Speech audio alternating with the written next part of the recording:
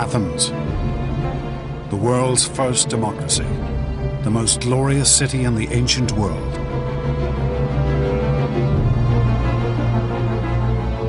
A city of wealth and power, the center of a mighty naval empire. At the head of this state stood one man, a man who seemed to embody all the Athenians' achievements, Pericles. But Pericles would now risk everything he and the Athenians had built in one great gamble. A war that he hoped would make Athens the undisputed ruler of the Mediterranean. This conflict would indeed transform Athens, but in a way Pericles could never have imagined.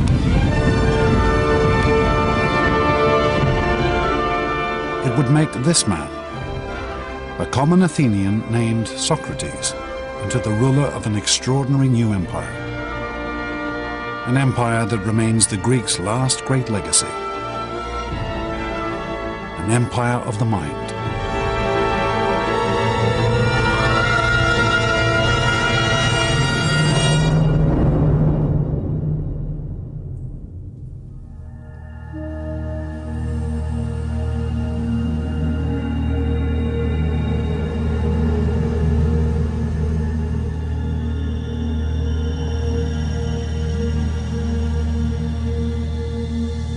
Prison cell in the city of Athens. The year 399 BC. Socrates, the world's most famous philosopher, prepares for his execution. Around him lies a city ruined by war.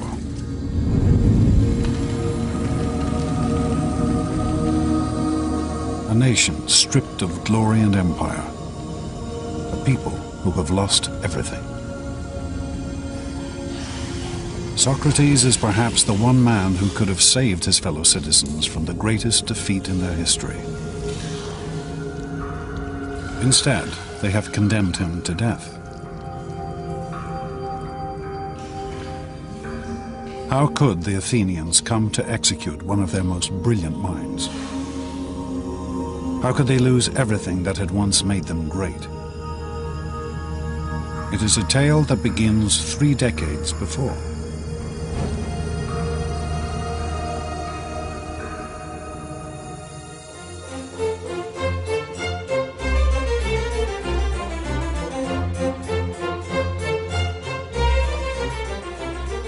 In the year 431 BC, the city-state of Athens was the greatest power in the Mediterranean. Under the leadership of the patrician Pericles, this tiny state had built a naval empire that stretched across the Aegean. Her mighty fleet of trireme warships was the most powerful of the day.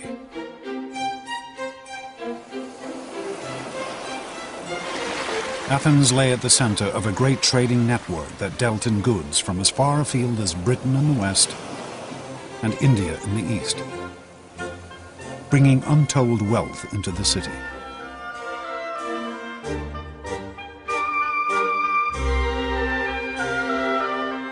And Pericles had personally devoted himself to making this city the most glorious of the ancient world. He had commissioned the Parthenon, a mighty temple to the goddess Athena, one of the most extravagant monuments in ancient history.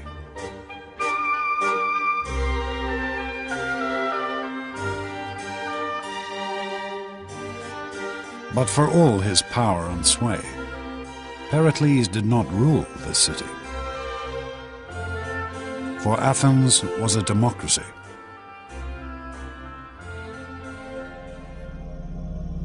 This is the assembly area of the Pnyx, home of Athenian democracy. The system that gave every Athenian citizen a say in the running of their state. Here, Pericles had to stand before his fellow citizens and win the the right to lead.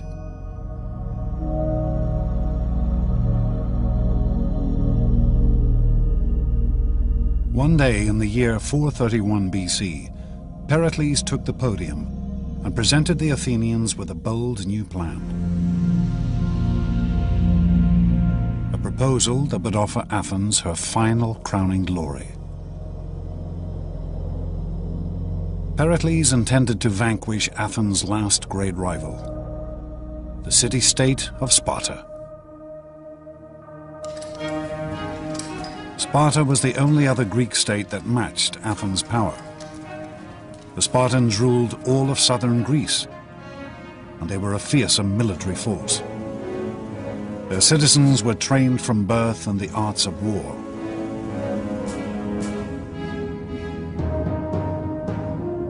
Tension had been building between Athens and Sparta for decades. To Pericles, it was now time to take on this dangerous adversary. To make Athens the undisputed leader of the Mediterranean. If we go to war, as I think we must, be determined that we are not going to climb down. For it is from the greatest dangers that the greatest glory is to be won. The assembly embraced Pericles' plan. The Athenians were never ones to shrink from a fight. The ancient Greeks as a whole were not by any stretch of the imagination a peace-loving people. Peace was an interruption of war rather than vice versa, and the Athenians were as bellicose as any other Greeks.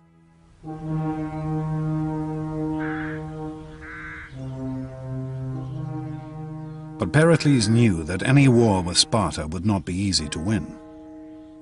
For the Spartan infantry were far superior to Athens' forces. Athens' strength lay in her navy.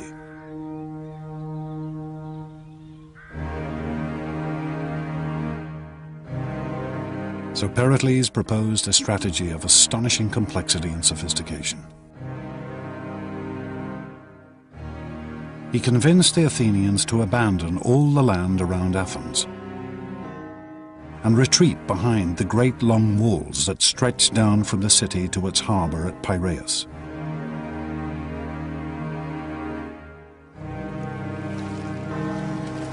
Pericles would supply the city by sea. Merchantmen would bring in grain, wheat, and other essential supplies from Athens' colonies and allies across the Mediterranean.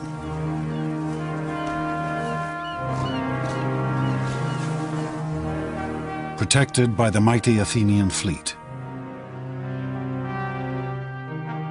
And Pericles would use this great navy to attack the Spartans from the coast.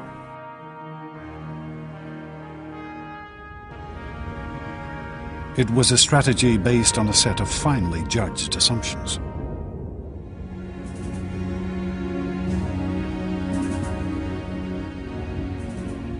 Pericles' expectation was that after a year or two, but no more than 3, the Spartans would realize that they could not win the war because the Athenians would never give them the infantry battle they needed in order to win, and they had no other device available.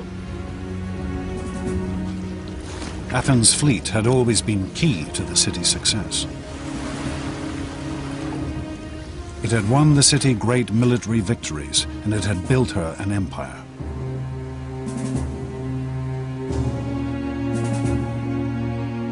Pericles was sure that this fleet could now bring Athens her greatest triumph.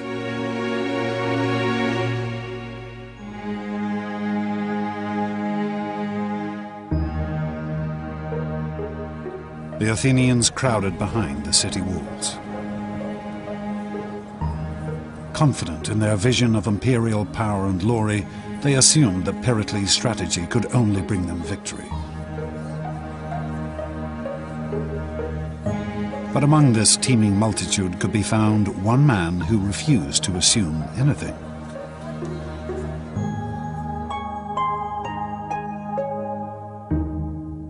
A man unique in Athenian society. A man called Socrates.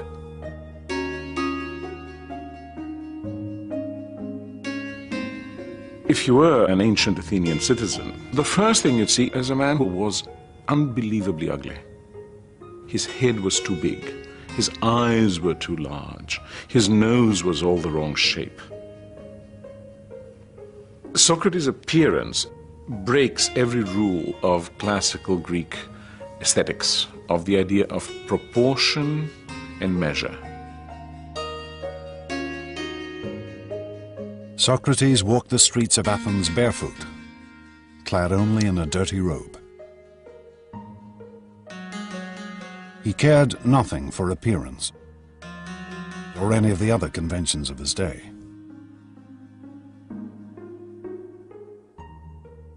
Socrates was interested only in the mind. This unlikely figure would become the leader of a revolution in thinking that had been gathering strength across the Greek world.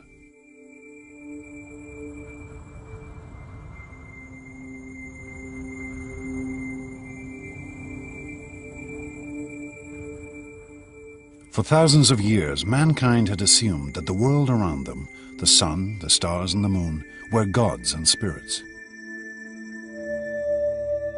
Believing they were recording messages from their gods, ancient civilizations such as the Babylonians had gathered great catalogues of astronomical data.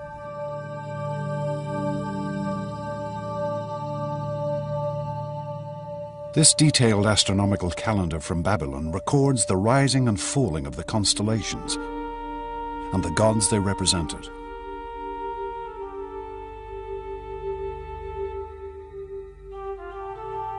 This knowledge and study of the heavens had been slowly spreading across the ancient world until it reached Greek colonies on the coast of what is modern-day Turkey. There, a shattering change occurred. For the Greeks took this astronomical knowledge and transformed it. They took the gods out of the heavens and replaced them with reason. Gradually, the Greeks begin to say, these are not persons, these are things. There's an orderly world which the human mind can actually capture. It is subject to our understanding.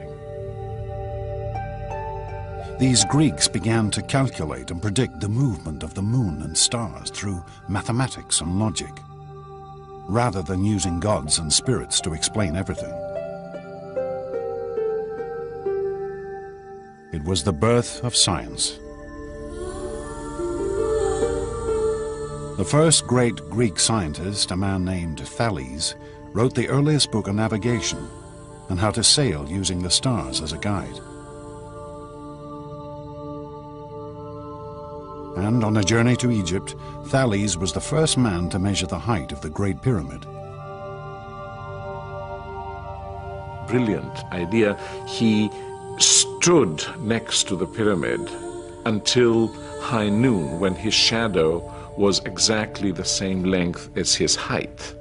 And at that point he measured the shadow of the pyramid and accordingly knew the the height of the pyramid, which is actually an application of a rather sophisticated geometrical theorem.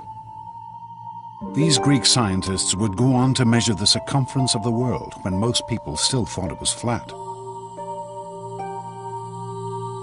to devise steam engines, water pumps, and suspension bridges.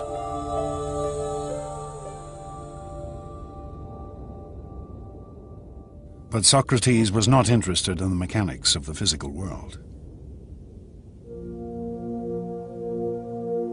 He would use this new way of thinking, using reason and logic, to study people. The great change comes with Socrates, who turns his back, so to speak, to the world of nature. What he cares about is the individual. You become an object of study and care. Socrates spent his days in conversation, walking the streets of Athens, talking and debating with anyone he met. With over 150,000 people now packed behind Athens' walls, he was in his element. One of the amazing things about Socrates is that he is the first fanatical urban individual. He loves the city. He makes life in the city one of his major concerns. Socrates' life was spent questioning the assumptions his fellow Athenians held about their lives. What they felt was right and wrong, what was good and bad. And he was happy to turn convention upside down.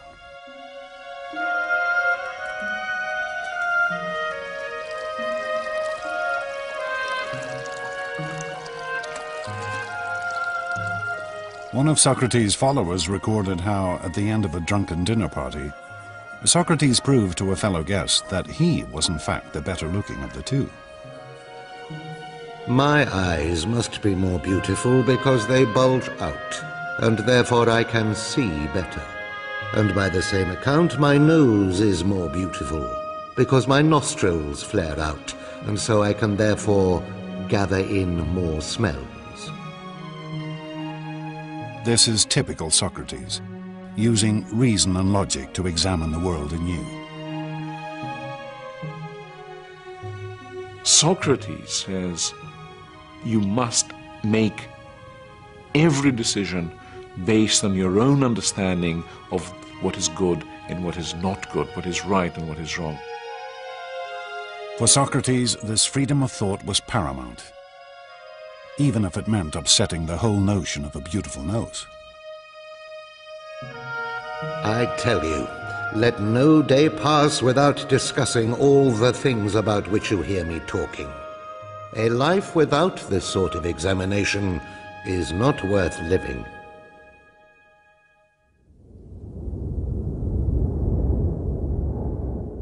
But as Socrates spent his days in debate, his city was fighting a war.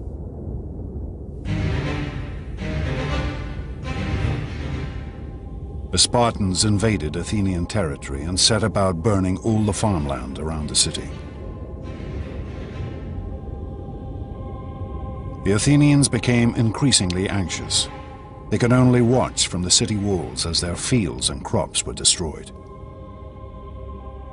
But such was Pericles' reputation, he managed to convince the Athenians to stick with his plan. The city could rely on her fleet and shipments from overseas to survive. Little did Pericles know that this fleet now carried an even greater threat.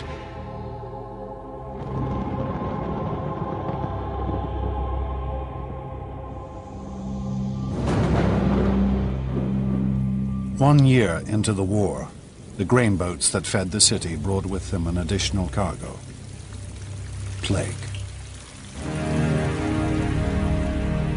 A disease that would now devastate Athens. Pericles' plan couldn't anticipate difficulties that we now would suggest were rather likely in those circumstances of crowding. And the results were horrendous. With the population crammed behind the city walls, the affliction spread like wildfire. The symptoms were horrific. The Athenian historian Thucydides, who lived through these years, recorded its effects. The body was suddenly seized, first with violent heats around the head and redness and inflammation of the eyes, and then the disease descended into the bowels, producing violent ulceration and uncontrollable diarrhea. The sufferings of individuals seemed almost beyond the capacity of human nature. The city must have looked terrible, smelled terrible, been awful to be in, and terror must have reigned everywhere. Sufferers, racked with fever and overcome with unquenchable thirst, would crawl into the city cisterns and water mains to die.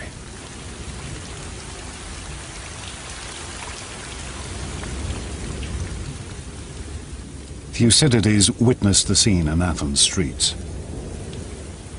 The bodies of dying men lay one upon another, and half-dead creatures reeled about the streets. The catastrophe became so overwhelming that men cared nothing for any rule of religion or law. The plague's effects on Athens were absolutely devastating. The whole fabric of Athenian society broke down. Morally, people saw no point in being good. Why be good if the good and the evil die just as easily?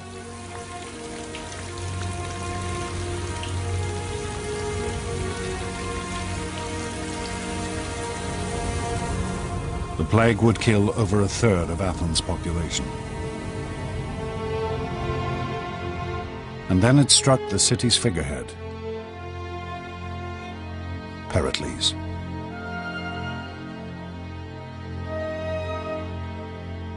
Plutarch, Pericles' biographer, described his symptoms. The plague seized Pericles, not with sharp and violent fits, but with a dull and lingering distemper, wasting the strength of his body and undermining his noble soul.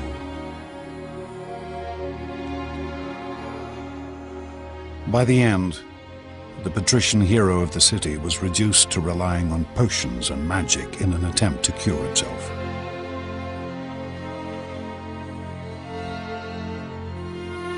He showed one of his friends a charm that a woman had hung around his neck, as if to say that he was very sick indeed when he would admit of such foolery as this.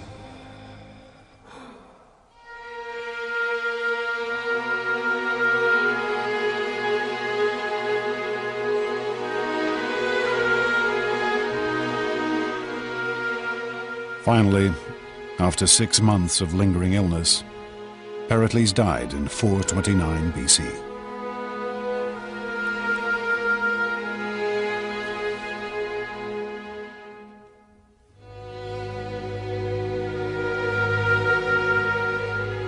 Pericles had planned to make Athens into the Mediterranean's greatest power.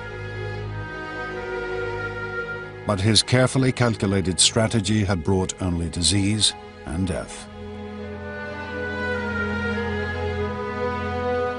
Like most brilliant men, like most people who have had great success all their lives, Pericles simply underestimated the degree to which some things are out of the control of the very best intelligence and the very best knowledge that there are.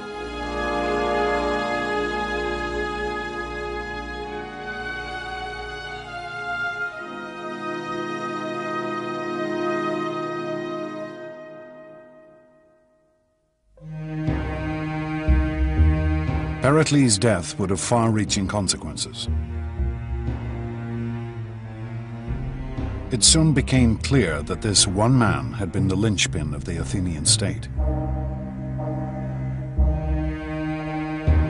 Plutarch records that the changes were swift and dramatic. Those who, while he lived, had resented Pericles' great authority, now realized that he had been the main protector of public safety. So great a corruption and such a flood of mischief and vice followed.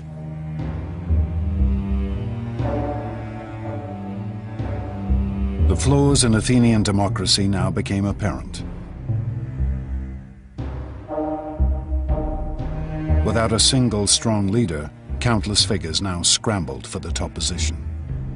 And they were prepared to do anything the people wanted if it gave them power.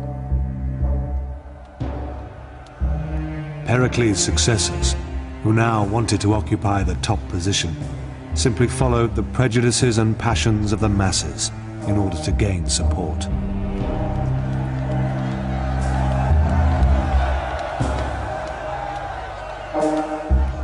Athenian democracy now revealed a new and terrifying potential.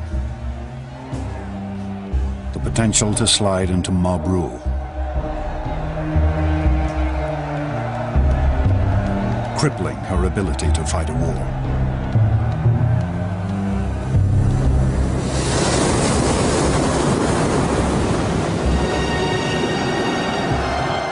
As the conflict raged on, an Athenian naval force won a skirmish with the Spartans in rough and storm-tossed seas. The generals who had commanded the force returned to Athens expecting a hero's welcome.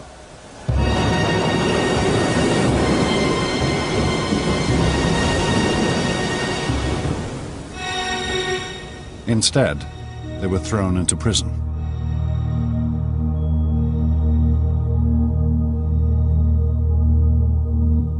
The storm had forced the Athenian commanders to sail straight back to Athens, without picking up any of their soldiers who had fallen overboard during the battle. Rabble-rousing speakers had convinced the assembly that this failure to rescue the men was a crime so appalling that all the generals should be summarily tried and executed.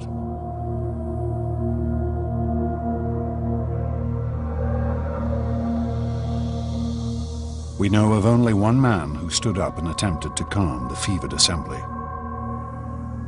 Socrates. Socrates alone, and against the very, very serious and vocal and aggressive and mad, furious reaction of the public, stood his ground and said it was the wrong thing to do. He was going to vote against it. Socrates' principle of questioning the society he lived in now had a real and practical purpose. He refused to bow to any pressure and thought for himself and do the thing that his conscience and his reasoning told him was the right thing to do.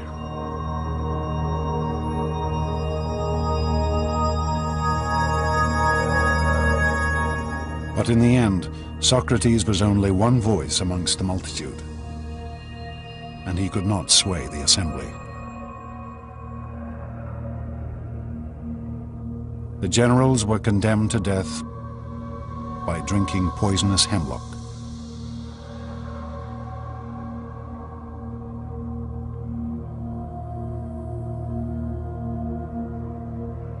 It would be a terrible loss to Athens' war effort.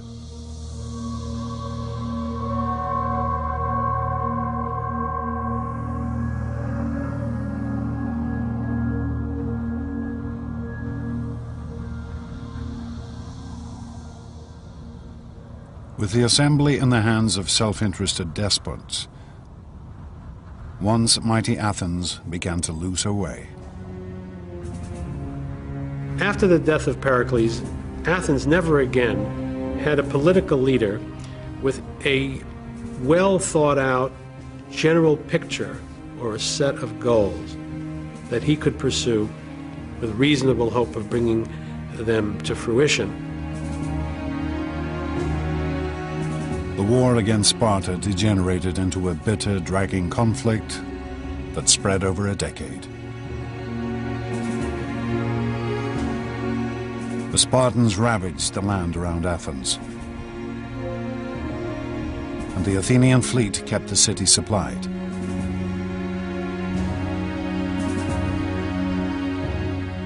Neither side was able to defeat the other.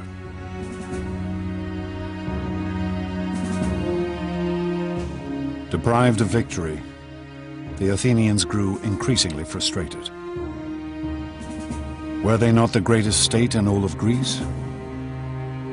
Surely the time must come for Athens to prove her power once and for all.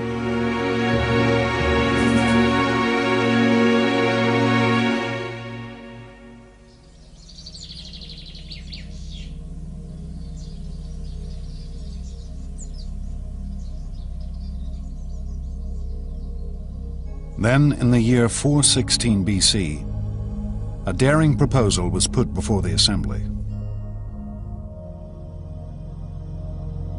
A proposal which, even if it did not defeat the Spartans, would at least satisfy Athens' hunger for glory. A small Greek colony on the island of Sicily had asked for protection. Protection from a neighbor allied with Sparta. Why should the Athenians not come to their aid, humiliate their Spartan adversary, and perhaps conquer all of Sicily at the same time? As one Athenian addressed the assembly, "This is the way we won our empire, and this is the way all empires have been won. Let us set out on this expedition, for it will destroy the arrogance of the Spartans, and at the same time we shall become rulers of all Greece."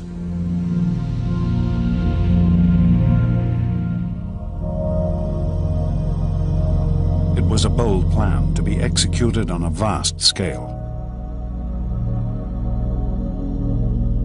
requiring a great fleet of warships and a landing force of over 10,000 men. The Athenians threw themselves into the project with fervor.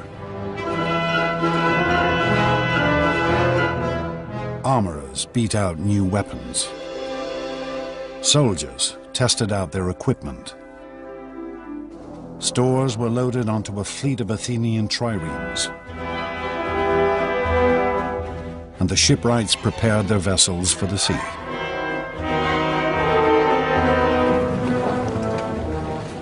Then, to great fanfare, the mighty invasion force set out for Sicily.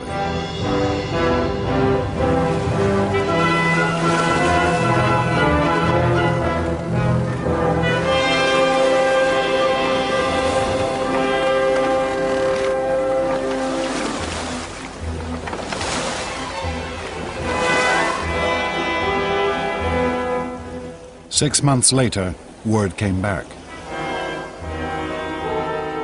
The campaign was not going as quickly as hoped. They needed reinforcements.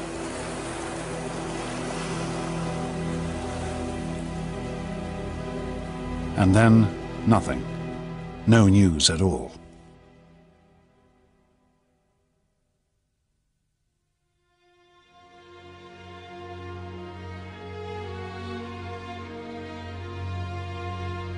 Then, in the autumn of 413 BC, a sailor arrived in the city.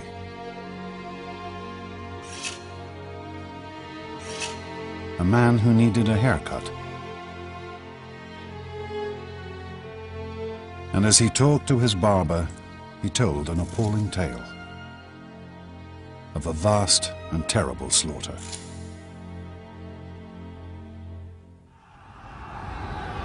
It was the story of an invading army that had been pinned down where it landed, of how its leaders had argued with each other about strategy, of how their food and water had run out, of how they'd attempted to ford a great river in a desperate attempt to escape.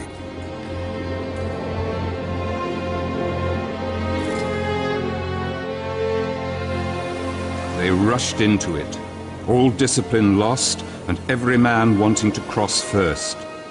They fell over each other and trod each other underfoot, and they drank thirstily. The water was foul, but still they went on drinking, mud, blood and all, the dead lying thick in the riverbed.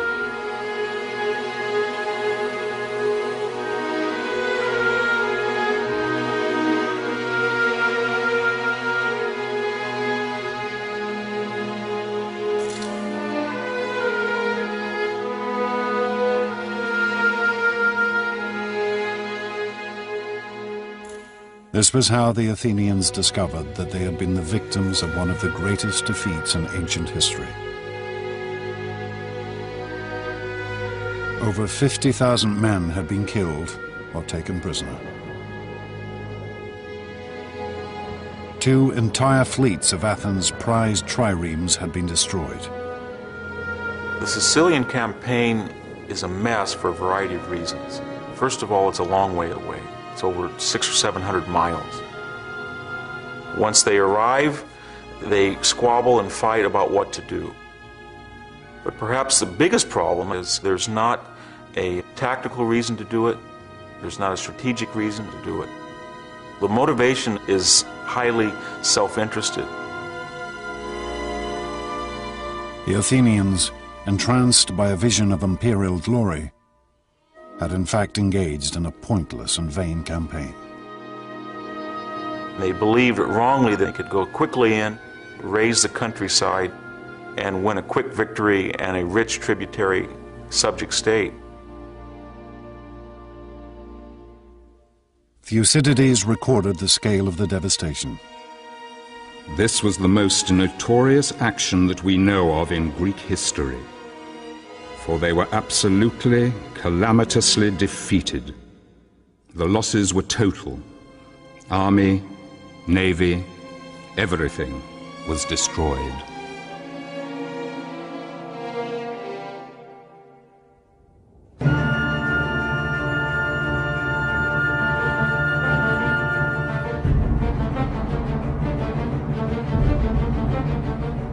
With Athens' military power now crippled, her enemies began to close in.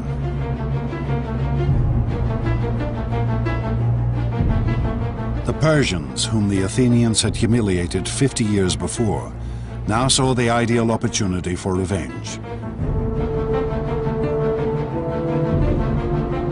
They approached the Spartans with the offer of help. The Persians have been watching this carefully, and they decide to intervene and subsidize the Spartans, and that subsidy is in the form of manpower for rowing and fleet construction. Where previously the Spartans had never been a naval nation, now they had a fleet, paid for with Persian gold.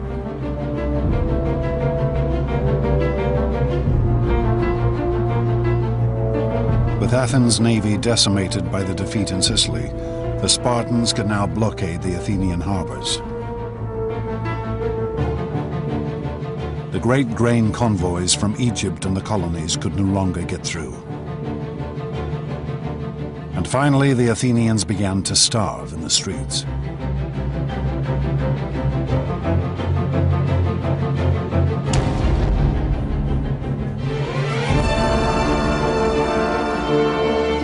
The people turned to their patron goddess, Athena. At the height of Athens' glory, only 30 years before, Pericles had honored her with the most glorious temple ever seen.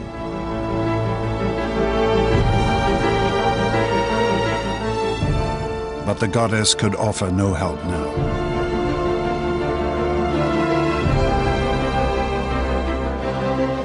Athens, once so sure of her preeminence in the Greek world, was now home to a population ravaged by plague and war, besieged and starving. With her treasuries empty and her once proud fleet crippled. In 404 BC, Athens finally surrendered to the Spartan commander, Lysander.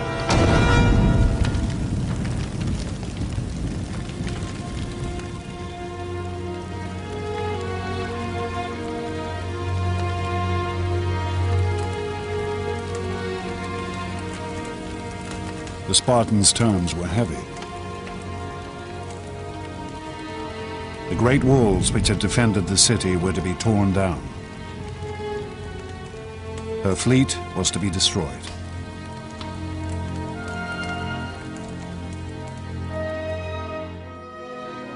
We had this wonderful scene of Lysander sailing into the Piraeus and dismantling the Athenian fleet. That's important because the destruction is symbolically a destruction of the Athenian Empire.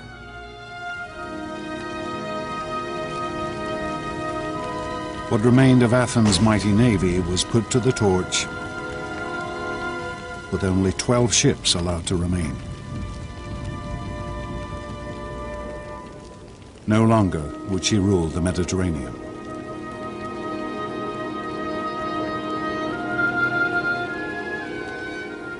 The Athenians became convinced that they could do, finally, in the end, more than they really could.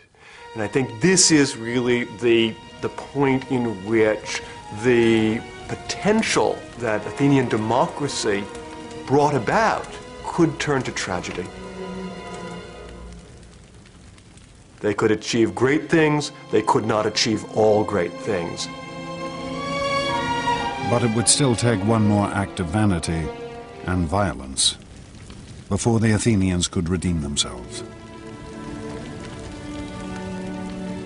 And their city could be reborn.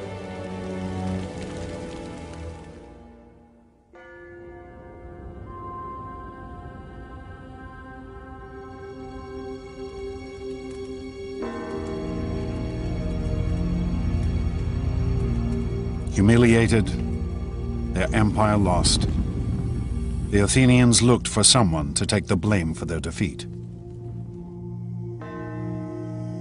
They searched for an enemy within their city walls, someone who had dared to question their dreams of supremacy.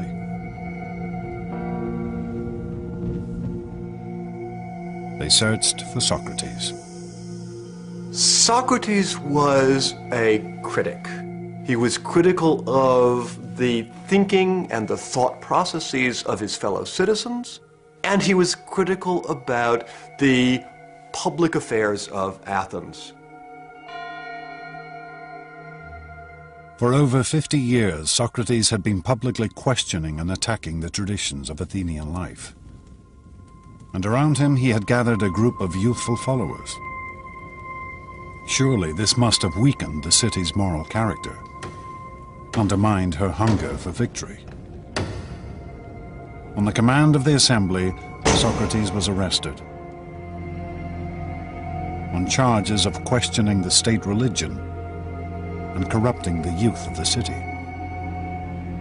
I am quite sure that especially in a relatively small society like Athens, someone who is constantly questioning the principles by which the society has traditionally governed itself will be perceived as a very major danger by at least some people in society.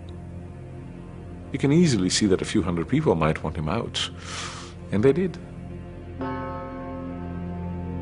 The Athenians would now put to trial the one man who dared to question the way they lived their lives.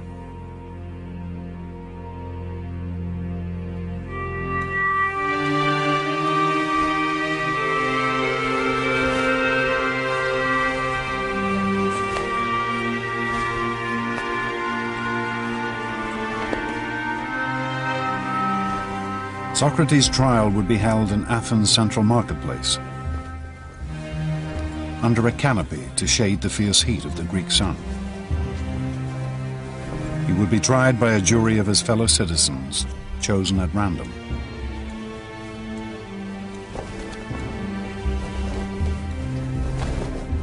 But this would not be a trial we would recognize. The Athenian legal system was remarkably different from a modern system. There are no lawyers involved with this. There is no trained judge involved with this. It is, in some ways, a very frightening system from a modern point of view. The law did not have the same stature in Athens that it has in a modern society. Socrates would be judged by the same kind of group he had watched condemn 6 generals to summary execution 7 years before.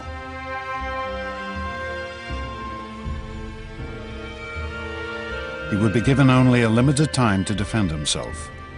All speeches in the Athenian courts were timed by a water clock. 1 jar of water steadily running into another.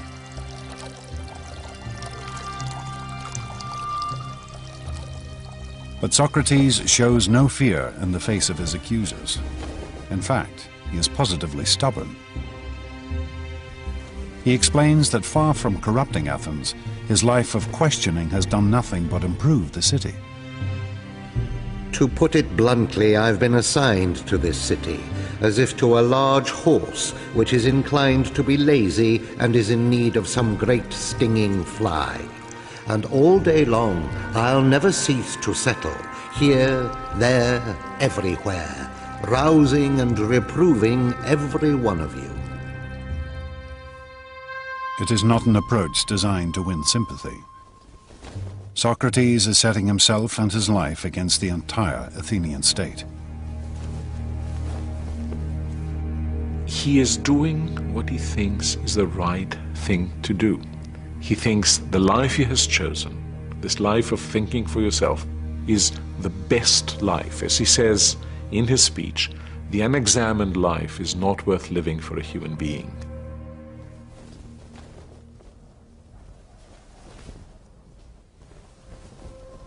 If Socrates had simply apologized to the court, he might well have been acquitted.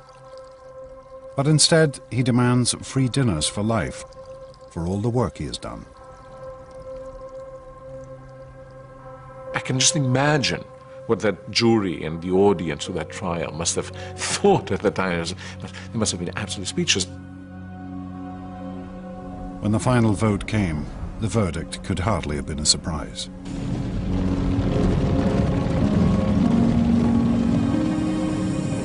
The court found Socrates guilty with the penalty of death.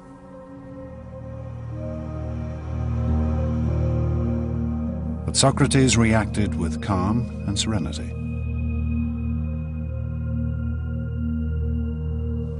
Well now, it is time to be off. I to die and you to live. But which of us has the happier prospect is unknown to anyone but heaven.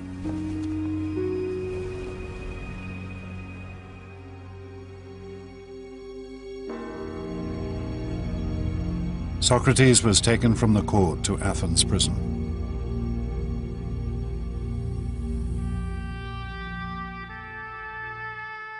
The site of this prison still exists. We can still trace the layout of the cell in which Socrates was probably held.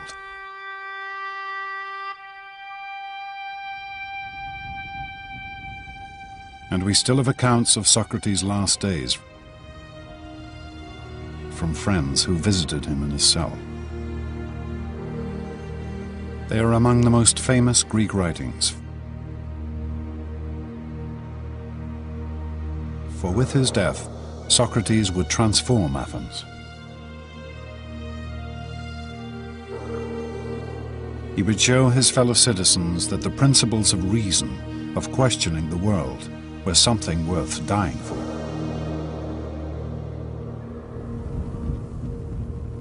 Socrates would be executed in the traditional Athenian manner, by drinking hemlock. Some of the hemlock cups used for the poison are still preserved. Death by hemlock is excruciatingly painful, causing gradual paralysis of the central nervous system.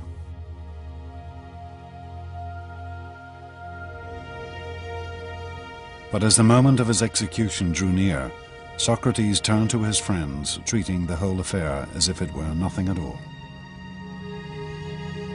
For me, the fated hour calls. In other words, I think it's about time I took my bath. I prefer to wash before drinking the poison, rather than give the women the bother of washing me when I am dead. But as the hemlock was poured, his friends broke down. We have the account of one named Fido. In spite of myself, the tears came pouring down, so that I covered my face and wept broken-heartedly. And then everyone in the room broke down, except Socrates himself, who said, "Really, my friends, what a way to behave. I'm told that one should make one's end in a reverent silence. Calm yourselves and be brave."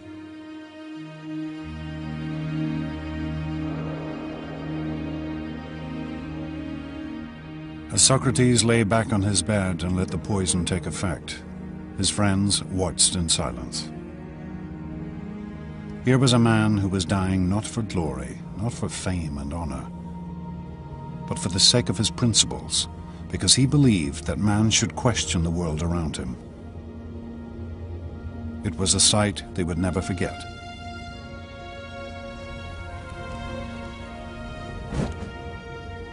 Socrates, in his life and in his death, becomes a completely new Greek hero. From now on, the hero is a person of conviction, a person who will follow nothing but the dictates of his intellectual conscience, and that is a new conception of what a human being is like and what a good human being must be like.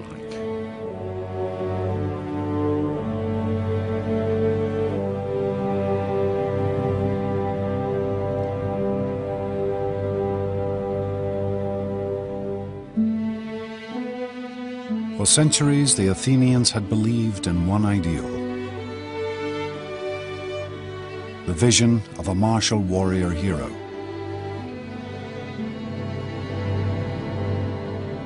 It had driven them to conquer great foes, to build a mighty empire. But now, in the depths of defeat, they discovered a new figure to venerate. Effigies of Socrates have been found amongst the ruins of the Athenian prison. perhaps offerings to the dead philosopher. Perhaps the most important lesson that Socrates left is the need to be critical and the need to be self-critical. The interesting thing that I see in Athens in the years after the execution of Socrates is this same capacity to look at themselves and recognize that they have perhaps gone too far in the past, and indeed to embrace a certain kind of maturity. Athens was never again a great imperial power. But neither did her democracy lapse again into mob rule.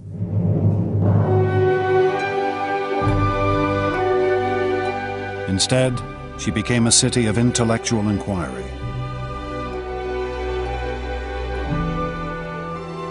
A haven of study and discussion, where Socrates' students and his students' students slowly began to build a world based on reason.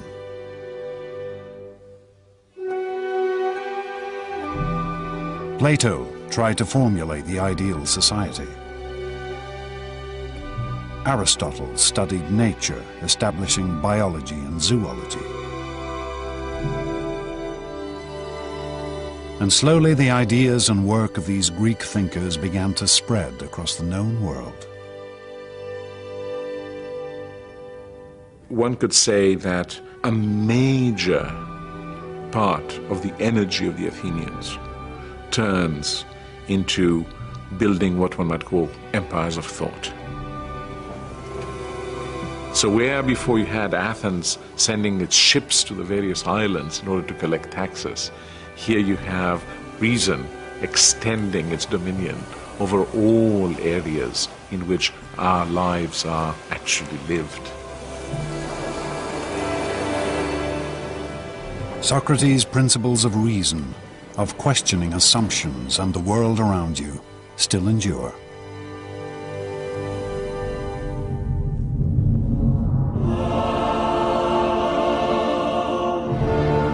In the space of less than 200 years, the ancient Greeks transformed their world. For amongst these ruins, a few great figures carved a mighty empire.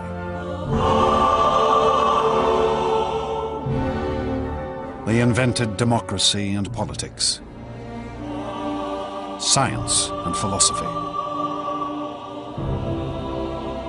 They gave us literature and drama,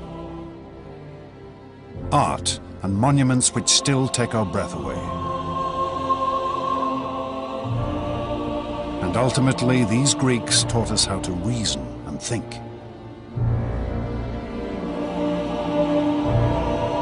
Two and a half thousand years later, their astonishing achievements continue to shape our world.